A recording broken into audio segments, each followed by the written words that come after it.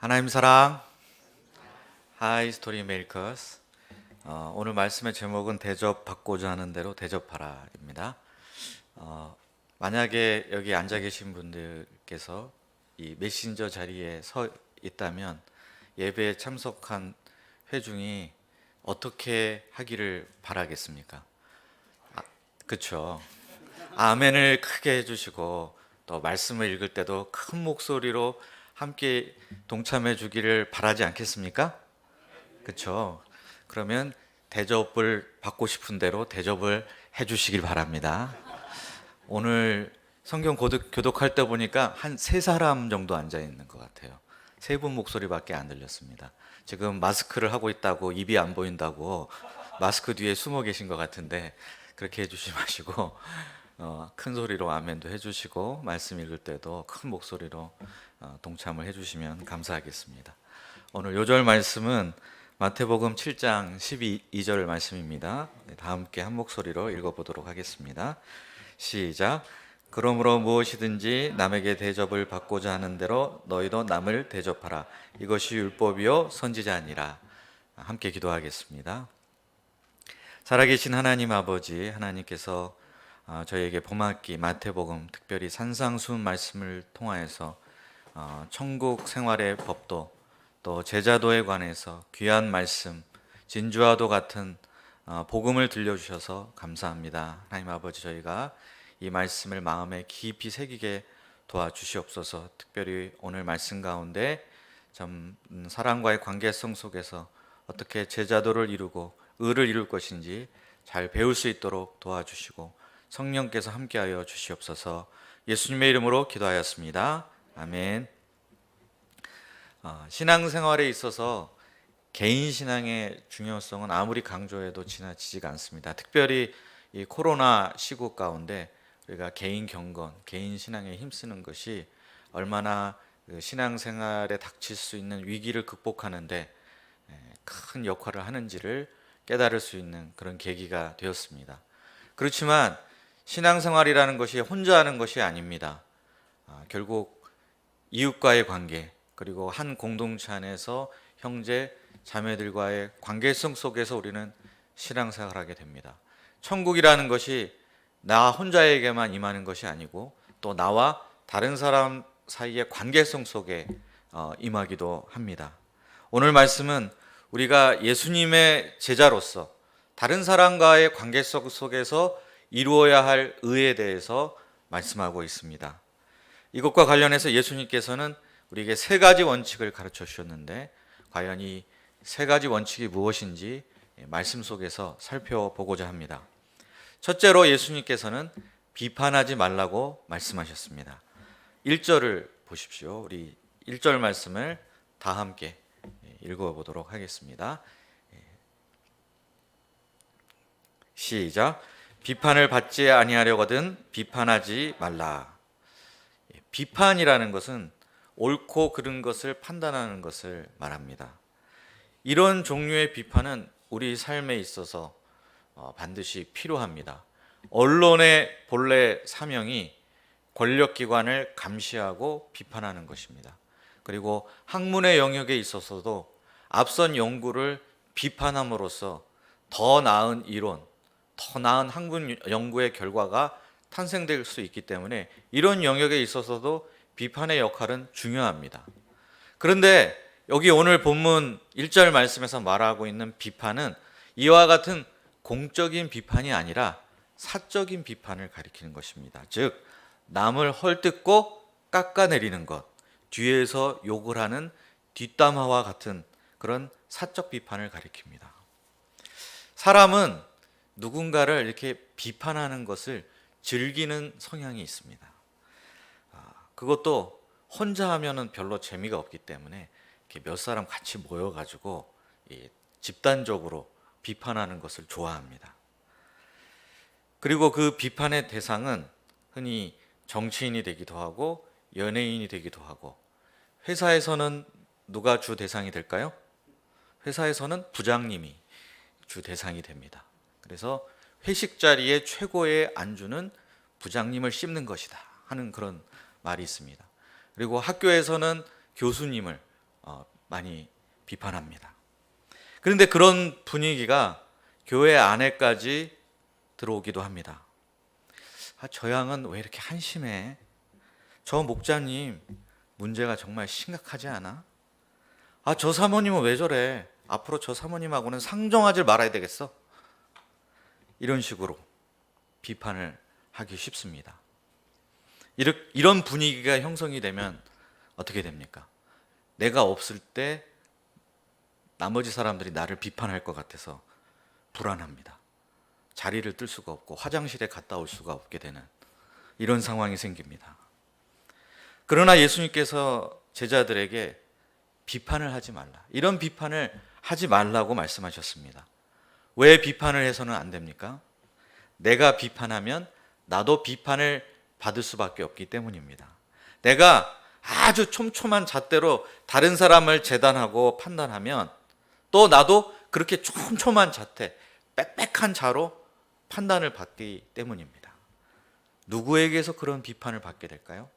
1차적으로는 내가 비판했던 그 대상, 그 상대방으로부터 도로 비판을 받게 됩니다. 가는 말이 고와야 오는 말이 곱다는 속담도 있지 않습니까?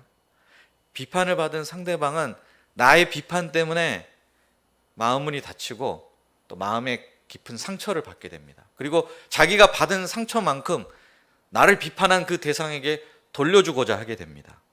그래서 그 사람도 역시 나를 헐뜯고 뒷담화하고 비난하게 됩니다.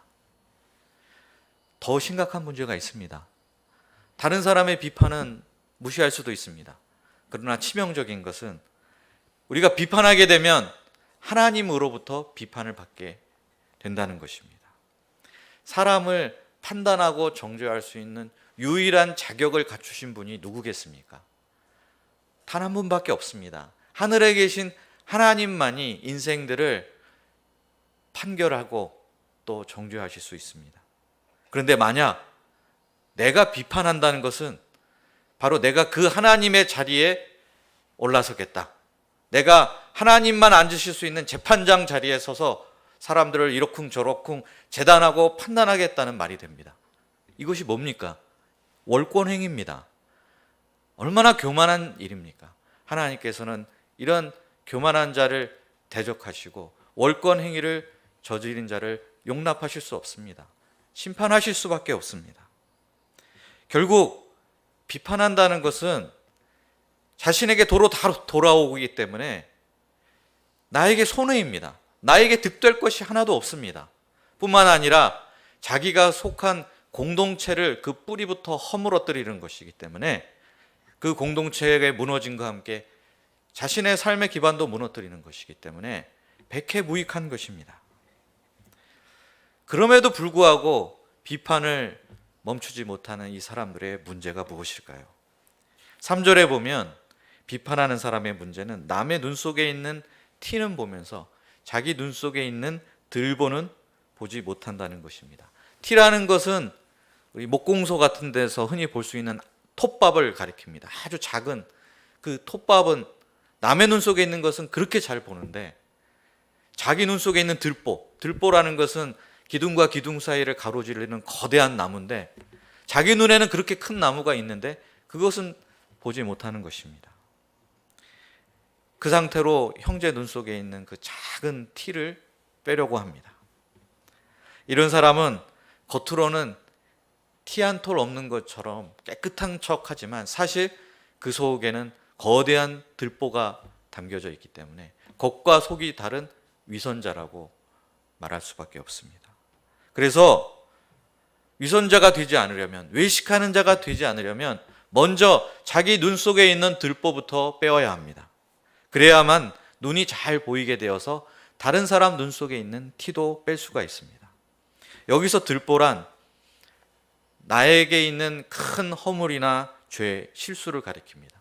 티끌이라는 것은 상대방에게 있는 작은 허물이나 실수를 가리킵니다. 그러면 들보부터 뺀다는 것은 무엇일까요?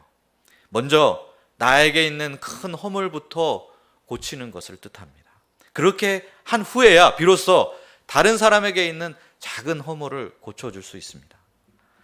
여기서 예수님께서 강조하시는 바가 무엇입니까? 비판하는 것 그 자체도 문제지만 비판을 하는 그 사람이 갖고 있는 이중잣대, 이것이 큰 문제라는 말씀입니다.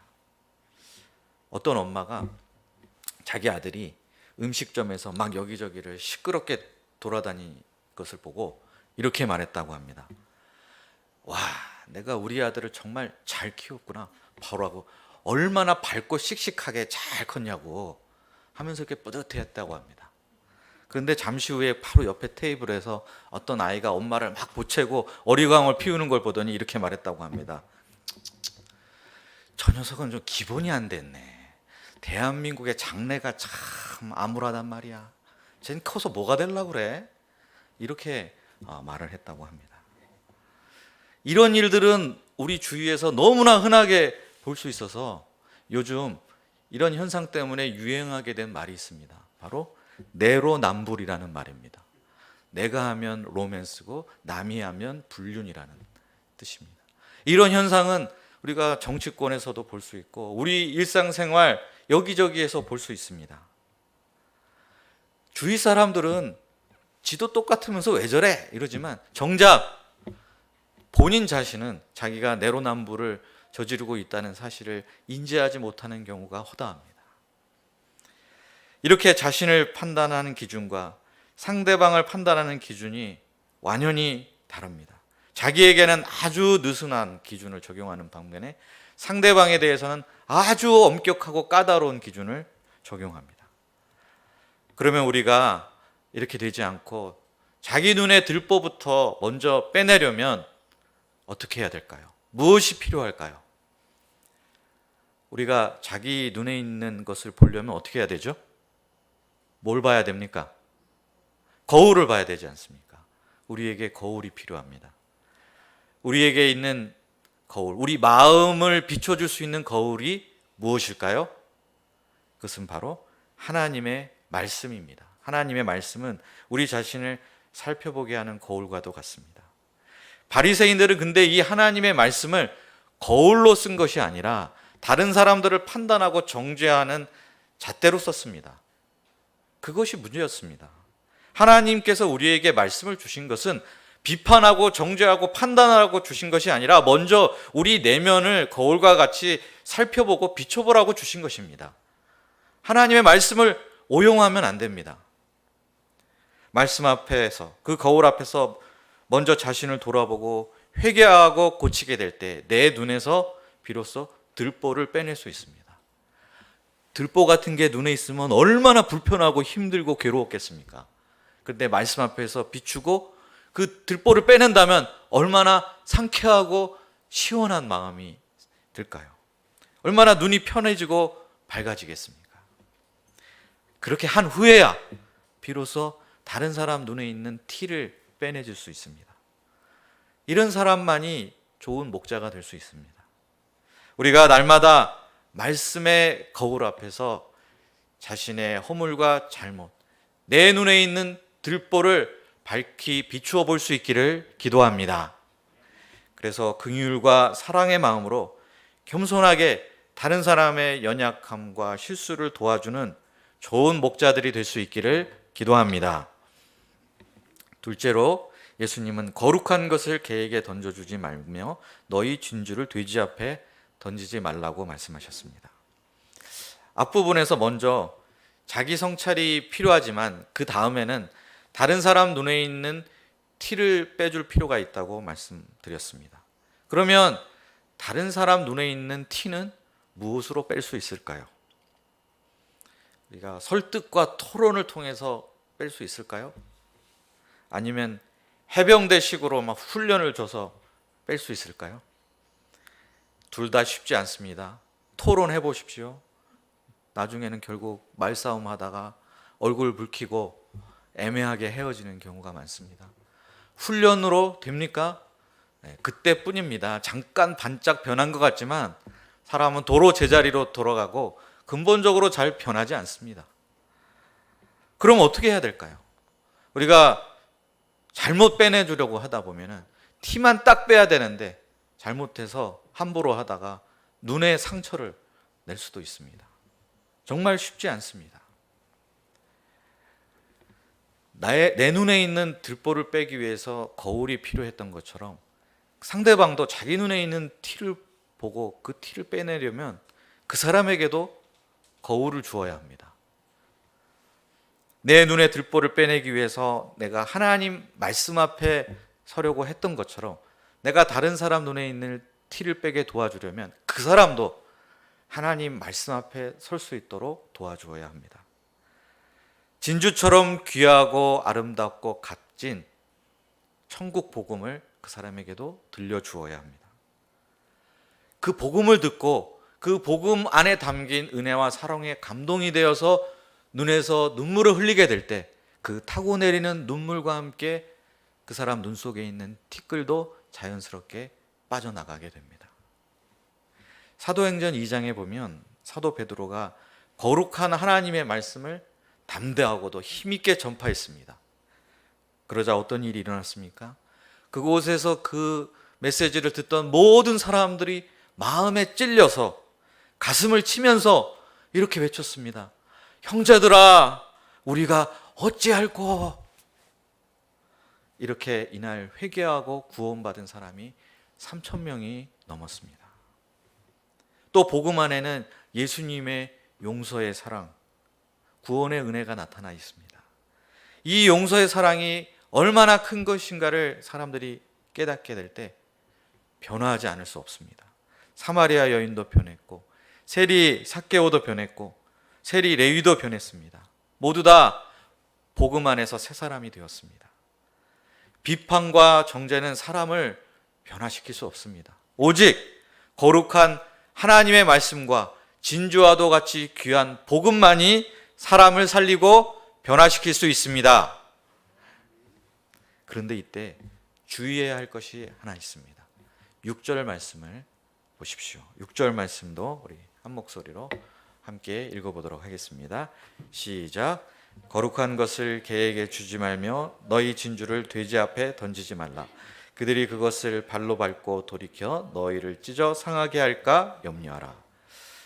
예수님 당시에 유대인들은 이 개들이 길거리에서 음식을 뒤져서 먹는다고 해서 짐승 중에 아주 더러운 짐승으로 여기고 또 돼지는 율법에서 부정한 짐승으로 규정되어 있기 때문에 역시 더러운 짐승으로 여겼습니다. 그런데 요즘은 어떻습니까? 개를 더러운 짐승으로 여기나요? 요즘에는 개를 사랑스러운 인생의 반려자로 여기고 아주 귀하게 여기는 사람들이 많아졌습니다. 또 돼지도 그 애완돼지가 있습니다. 미니 피그라고 해가지고 아주 자그마한 돼지를 집에서 키우고 같이 잠도 자고 밥도 먹는 이런 사람들이 있다는 것을 직접 보진 못했지만 유튜브로 많이 봤습니다. 하지만 이런 강아지가 아무리 귀하고 또 사랑스럽다고 해서 생일날 선물로 금 목걸이를 개에게 선물해 주면 어떻게 하겠습니까? 뭐 감동을 받고 감사히 여기겠습니까? 이건 또 뭐야? 그러면서 막 목걸이를 막 물어 뜯고 발로 밟고 이렇게 할 것이 뻔합니다. 어디까지나 개는 개고 돼지는 돼지일 뿐입니다. 예수님 말씀에서 개나 돼지는 누구를 가리킬까요? 바로 복음의 가치를 전혀 인식하지 못하고 말씀을 받아들일 준비가 전혀 되어 있지 않은 사람을 가리킵니다. 이런 사람에게 말씀을 주면 그 말씀 앞에서 자신 눈에 있는 티끌과 허물을 깨닫고 돌이켜 회개하는 것이 아니라 도리어 말씀을 준 그 사람을 물어뜯고 공격을 합니다. 그래서 상처를 입히게 됩니다. 자기가 알게 된 말씀을 도리어 교회를 비판하고 기독교를 공격하는 도구로 악용합니다. 우리가 비판을 하지는 말아야 되지만 그렇다고 해서 분별력까지 잃어버려서는 안 되겠습니다. 교회를 허물려는 자들을 용납해서는 안 됩니다. 악의적으로 복음을 훼손하려는 자들이 있다는 것을 알고 경계해야 합니다. 그래야 거룩한 이 하나님의 교회와 진주처럼 귀하고 아름다운 참된 복음을 수호할 수 있기 때문입니다. 특히 신천지를 비롯한 여러 악한 이단들로부터 우리 양들과 자녀들 그리고 우리 자신을 잘 지켜야만 하겠습니다. 셋째로 예수님은 무엇이든지 남에게 대접을 받고자 하는 대로 너희도 남을 대접하라고 하셨습니다. 7절과 8절을 보십시오. 우리 7절, 8절 말씀 한 목소리로 함께 읽어보겠습니다. 시작. 구하라 그리하면 너희에게 주실 것이요 찾으라 그리하면 찾아낼 것이요 문을 두드리라 그리하면 너희에게 열릴 것이니 구하는 이마다 받을 것이요 찾는 이는 찾아낼 것이요 두드리는 이에게는 열릴 것이니라. 이 본문은 우리에게 기도에 관한 교훈의 말씀으로 익숙한 말씀입니다. 그런데 이 본문을 따로 떼어놓지 않고 본문의 맥락 속에서 이것을 기도에 관한 교훈이라고 놓고 보게 되면 좀 어색하고 이상합니다. 왜냐하면 지금 예수님께서 7장 1절부터 사람과의 관계성 속에서 제자들의 의에 대해서 말씀하고 계신데 왜 갑자기 중간에 생뚱맞게 기도에 관한 말씀을 하실까? 어리둥절한 생각이 들 수 있습니다. 근데 이 본문을 우리가 맥락 속에서 살펴본다면 이 본문의 교훈은 기도에 있다기보다는 기도하는 사람들의 요청에 기꺼이 응답해 주시는 하늘에 계신 우리 아버지가 어떤 분이신가, 거기에 방점이 찍혀 있다는 것을 알 수 있습니다. 사람들은 대개 자신에게는 매우 관대하고 너그러운 반면에 다른 사람들에 대해서는 인색하게 굽니다. 구해도 잘 주지를 않고 문을 여러 번 두드려도 문을 잘 열어주지 않습니다. 사람과 사람 사이에 이와 같은 벽을 세워놓는 경우가 많습니다. 그러나 우리의 하나님 아버지는 다르게 반응하십니다.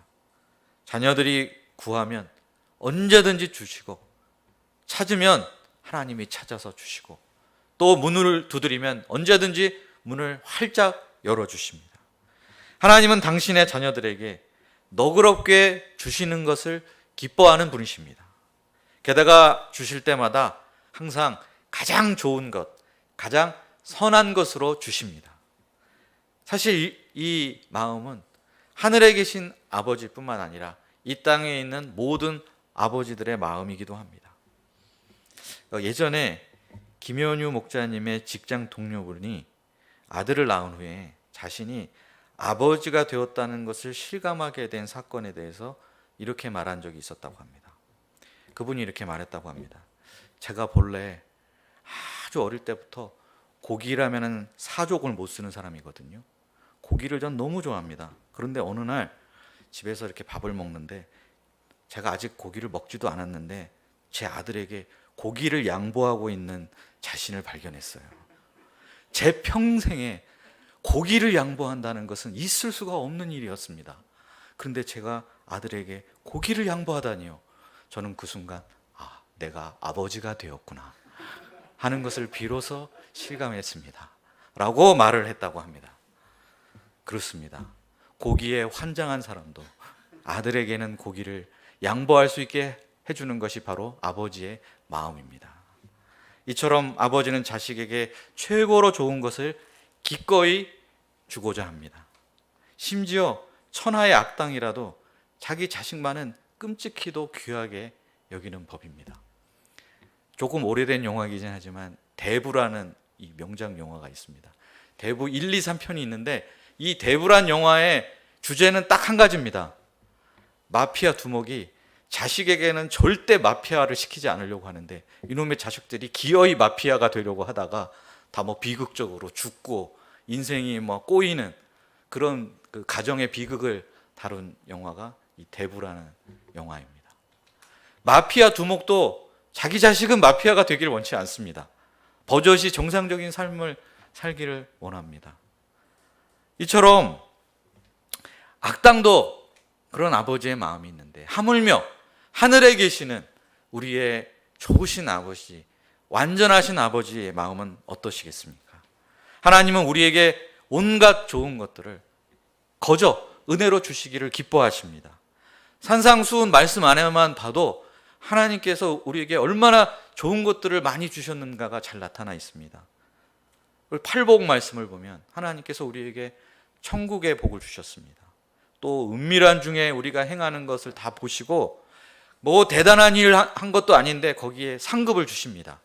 또 우리에게 하늘에 쌓은 보화를 준비하고 계십니다. 우리는 고아가 아닙니다. 하늘에 계신 하나님 아버지의 자녀들입니다. 이미 많은 것들을 받아 누리고 있습니다. 그리고 아직 더 부족한 것이 있고 필요한 것이 있으면 언제든지 하나님 아버지께 나와서 구하고 문을 두드리면 됩니다. 그러면 그 모든 선한 것들을 하나님께서 우리에게 기꺼이 주실 것입니다. 그러면 이렇게 아낌없이 퍼주시는 하늘 아버지의 자녀가 된 우리는 이 땅에서 어떤 삶을 살아야 되겠습니까? 다른 사람에 대해서 어떤 태도와 자세를 가지고 살아가야만 하겠습니까? 우리 오늘의 요절 말씀인 12절 말씀을 다시 한번 보십시오. 12절 말씀을 한 목소리로 읽어보겠습니다. 시작. 그러므로 무엇이든지 남에게 대접을 받고자 하는 대로 너희도 남을 대접하라. 이것이 율법이요 선지자니라. 이 말씀은 굉장히 유명한 말씀입니다. 흔히 황금률로 알려져 있습니다. 왜 황금률이라는 이름이 붙여졌냐 하면 3세기의 로마 황제였던 알렉산더 세베루스가 정확히 이 구절은 아니고 이와 거의 유사한 구절을 궁중의 그 벽에 금으로 이렇게 써서 붙여놨다고 합니다. 그래서 그때부터 황금률이라는 말이 생겼습니다. 근데 이 말씀과 유사한 말씀은 동서고금에서 두루두루 발견이 됩니다. 예를 들자면 공자님도 기소, 불욕, 물시, 어인이라고 해서 내가 원하지 않는 바를 남에게 행하지 말라라고 말한 적이 있고, 또 예수님 당시에 힐렐이라는 랍비도 이 말씀하고 거의 유사한 가르침을 전하면서 이것이 바로 율법의 핵심을 요약한 것이다 라고 가르치기도 했습니다. 시중에 나와 있는 인간관계에 관한 여러 가지 그 책들, 그리고 보면 내용을 다양하게 얘기하고 있지만 그 핵심 사상은 바로 이 12절 말씀하고 거의 유사합니다. 남에게 대접받고자 하는 대로 너희도 남을 대접하라. 인간관계에 있어서 황금률입니다. 그런데 이렇게 모두가 다 황금과도 같은 귀한 말씀이라는 것을 인정하고 알고 있음에도 불구하고 사람들은 실제로 어떤 삶을 살고 있습니까? 이렇게 잘 실천을 못합니다. 만약에 이 말씀대로 사람들이 살아간다면 이 세상은 어떤 세상이 될까요? 서로 비판 안 하고 헐뜯지 않고 뒷담화도 하지 않게 됩니다. 대신에 격려해 주는 말을 하고 칭찬해 주는 말을, 그리고 세워주는 말을 하게 될 것입니다. 왜냐하면 자기도 그걸 받고 싶기 때문입니다. 또 받은 게 없어도 먼저 사랑해 주고 섬겨줄 것입니다. 왜냐하면 나도 섬김받고 사랑받고 싶기 때문입니다. 그리고 서로를 축복해 주고 기도해 주는 세상이 될 것입니다. 왜냐하면 나도 누군가 나를 축복해 주고 나를 위해 기도해 주기를 바라기 때문입니다. 그런 세상이 정말로 실현이 된다면 이 세상이 얼마나 아름다운 곳이 되고 얼마나 살만한 곳이 되고 그야말로 천국이 그곳에 임하게 되겠습니까? 그런데 문제는 알면서도 잘 하지를 못합니다. 실천이 어렵습니다. 왜 그럴까요? 왜냐하면 사람들은 상대방이 나에게 먼저 해주기를 바라기 때문입니다. 상대방이 먼저 나를 사랑해주고 나를 섬겨주고 나를 인정해주고 나를 칭찬해주고 나를 세워주기를 바랍니다. 근데 그 상대방도 똑같은 생각을 하고 있습니다. 그래서 서로 먼저 해주기를 바라니 이게 계속 평행선을 달릴 수밖에 없습니다. 어떤 때는 내가 먼저 해주기도 합니다. 먼저 대접을 해주고 먼저 사랑해주고 먼저 섬겨주기도 합니다. 왜 그럴까요? 내가 이렇게 해주면 저 사람도 나한테 다음에 보답을 해주겠지? 내가 한 만큼 잘해주겠지? 이렇게 기대를 갖습니다.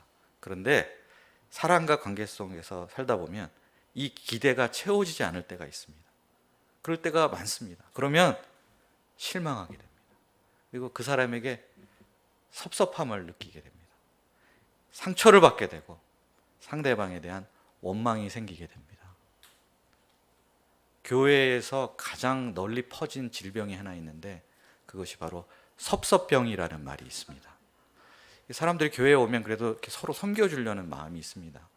베풀려는 마음이 있어서 섬겨주는데, 나는 섬겼는데, 나는 베풀어 줬는데 그 상대방으로부터 그에 대한 보답이 없을 때, 그때 섭섭한 마음이 생기게 됩니다. 교회에 다니는 사람들 보면 교회 안에 누군가 섭섭한 사람이 꼭 한두 명씩 있는 겁니다. 그렇게 잘해줬는데 어떻게 나한테 이럴 수 있어. 그래서 다들 섭섭하다고, 그래서 교회에는 섭섭병이 대유행한다는 그런 말이 있습니다. 이렇게 섭섭한 마음이 들면 어떻게 됩니까? 그 다음부터는 더 이상 대접해 주기 싫습니다. 그리고 말이 좀 거칠고 부정적으로 나오게 됩니다. 그러다가 대판 싸우기도 하고 관계성이 완전히 틀어져서 남남처럼 원수처럼 되기도 합니다. 우리가 이런 일들을 살면서 여러 번 겪다 보면 어떤 생각까지 들게 됩니까? 차라리 안 주고 안 받자, 안 받고 안 주자, 이게 속 편하지 않냐, 이런 결론에 이르기도 합니다. 그러면 공동체가 모래알처럼 흩어지고 서로 각 개인은 이제 고립된 원자가 되어서 약해질 수밖에 없습니다. 우리가 이런 식으로 내가 대접을 받기 위해서 대접을 해야 되겠다, 혹은 상대방이 먼저 대접을 해줘야 그래야 나도 대접해 줄 수 있다, 이런 식으로 살아간다면 과연 그런 삶 속에서 천국을 경험할 수 있을까요? 이런 식으로는 사람과의 관계성 속에서 천국을 체험할 수 없습니다. 예수님의 제자가 천국 생활을 하려면 대접받고자 하는 마음부터 버려야 됩니다. 그런데 이게 어디 쉽습니까? 이것은 우리의 의지와 결심과 노력으로 되지 않습니다. 오직 하늘에 계신 아버지가 주시는 좋은 것으로 천국의 풍성함을 누림으로써만 가능합니다. 하늘 아버지는 얼마나 좋으신 분이십니까? 우리가 연약할 때, 죄인 되었을 때, 심지어 하나님의 원수가 되었을 때 우리를 위해 독생자 예수님을 보내셨습니다. 우리가 하나님을 먼저 사랑한 것이 아니라 하나님이 우리를 먼저 사랑하셨습니다. 우리의 완악함과 거절과 배척을 참으시고 상처를 주장하지 않으시고 감당해 주셨습니다. 구원과 영생을 주셨고 하나님 나라를 유업으로 주셨습니다. 진리의 말씀과 복음서에서 가장 좋은 선물이라고 불리우는 성령님을 우리에게 주셨습니다. 우리는 이렇게 하나님으로부터 분에 넘치는 대접을 받았습니다. 그러므로 이제 우리도 남을 대접해야 마땅합니다. 우리가 용서받았으니 우리도 형제 자매들을 용서해야 됩니다. 우리가 사랑받았으니 우리도 사랑해 줘야 합니다. 우리가 존중받았으니 우리도 존중해야 합니다. 우리가 비판을 받지 않았으니 우리도 비판하지 말아야 합니다. 우리가 정죄받지 않았으니 우리도 정죄하지 말아야 합니다. 우리가 섬김을 받았으니 우리도 섬겨야 합니다. 우리가 하나님의 우리를 한없이 대접해 주시는 그 풍성한 사랑을 누리며 형제와 이웃을 대접하며 살아가게 될 때 우리 삶에 천국의 기쁨이 임하게 될 것을 믿습니다. 우리는 그때 천국 백성답게 살게 되며 우리 공동체는 천국을 맛보는 공동체로 변화할 것입니다. 사이먼 앤 가펑클이라는 미국의 유명한 듀엣 가수가 있습니다. 이들의 대표곡이 험한 세상의 다리가 되어 라는 곡입니다. Bridge over troubled water라는 곡입니다. 이 곡의 1절 가사가 다음과 같습니다. 그대 지치고 초라하게 느껴져서 그대 눈에 눈물 고이면 제가 모두 닦아 드리겠어요. 전 그대의 편이에요. 사는 게 힘들어지고 친구 하나 찾을 수 없을 때 제가 험한 세상을 건너는 당신의 다리가 되어 드릴게요. 험한 세상을 건너는 다리가 되어 드릴게요. 라는 가사입니다. 사람들이 인간관계 속에서 갈등을 겪고 불행을 느끼는 이유가 무엇입니까? 이런 다리가 되려 하기보다는 대신 벽을 세우기 때문입니다. 예수님은 험한 세상에 다리가 되기 위해 이 세상에 오셨습니다.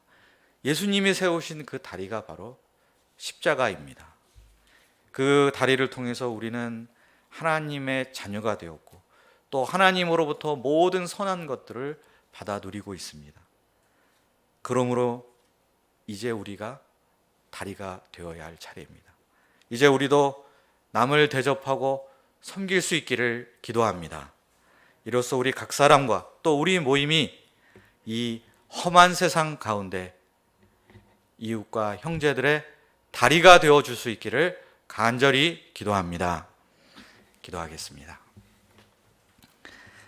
살아계신 하나님 아버지, 저에게 참으로 귀한 인간관계 속에서 우리가 실천해야 될 의의 핵심과도 같은 가르침을 주셔서 감사합니다.